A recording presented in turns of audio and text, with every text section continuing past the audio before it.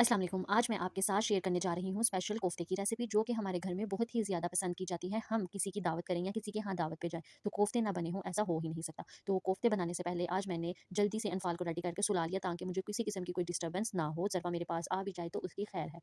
अभी मैं मसाले की तैयारी के लिए प्याज और टमाटर काट ही रही थी कि ज़रवा मेरे पास आई और मुझे कहने लगी, मामा अनफाल उठ गई है। मैंने कहा, लो कर लो बात।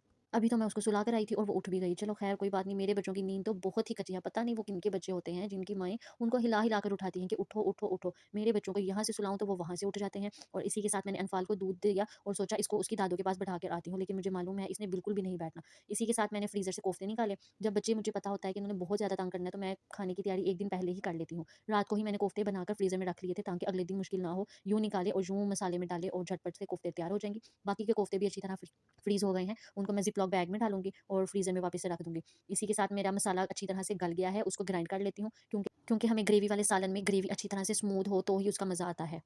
ग्राइंड करने के बाद इसको वापस देसी में डालूँगी और अब इसमें मैं ऑयल डालूँगी और बाकी के स्पाइसेस, नमक, मिर्च, साबुत गरम मसाला, ये सब कुछ डालूँगी और इसकी अच्छी तरह से भुनाई करूँगी। इसी के साथ मैंने फ्रिज में से दही निकाला है और उसको अच्छी तरह से फेंट लिया है, क्योंकि मैं कोफ्ते फ्राई किए बगैर पकाने वाली हूँ, और जब कोफ्ते फ्राई ना किए जाएँ तो उनके टूटने का डर होता है। और अगर हम कोफ्ते डालते ही ऊपर से दही की एक प्याली डाल देंगे और उनको बिल्कुल भी नहीं हिलाएँगे, तो कोफ्ते बिल्कुल भी नहीं टूटेंगे। आप एक दफ़ा इस तरह से ट्राई करके ज़रूर देखिएगा। ये खाना पकाते वक़्त मुसलसल मुझे पीछे से ज़रवा के चिल्लाने की आवाज़ आ रही है, "मामा, मामा इफ़ाल को ले जाएँ, वो मुझे तंग कर रही है, मुझे खेलने नहीं दे रही।" और मैं उसको कह रही हूँ, बेटा मैं बस आई आई रुको। तो मैंने फ़ौरन से कोफ्ते डाले और उसके ऊपर दही डाल दिया है और उसको बिल्कुल भी नहीं छेड़ना, पकने के लिए रख दिया है। और मैं कह रही हूँ, ज़रवा मैं आती हूँ बस 1 मिनट, आपके लिए जूस बना लूँ। इसी के साथ वो बाज़ ही नहीं आ रही थी, मुझे आवाज़ देती जा रही थी। फिर मैंने कहा, इससे पहले ज़रवा का भी मूड ख़राब हो, मैं जाके अनफ़ाल को ले आती हूँ। अब अनफ़ाल मेरे पास है, उसको सुकून है कि मैं मामा के पास हूँ, मैं मामा का खाना देख रही हूँ, मामा क्या पका रही हैं।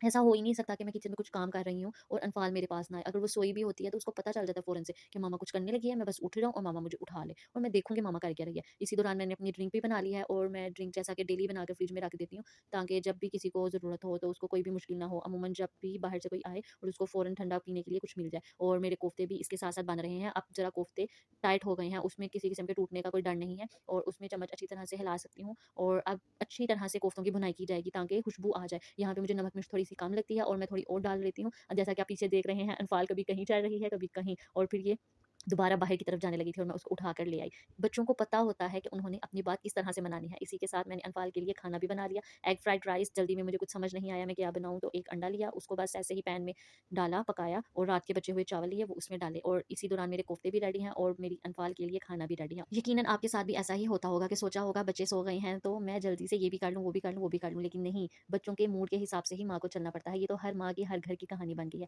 उम्मीद करती हूँ आज का दिन आपको अच्छा लगा होगा, मेरा खाना भी और मेरे बच्चे की शरारतें भी। इसी के साथ दीजिए मुझे इजाज़त, हम फिर मिलेंगे जल्दी एक नई वीडियो के साथ। अपनी दुआओं में याद रखें, तब तक के लिए अल्लाह हाफ़िज़।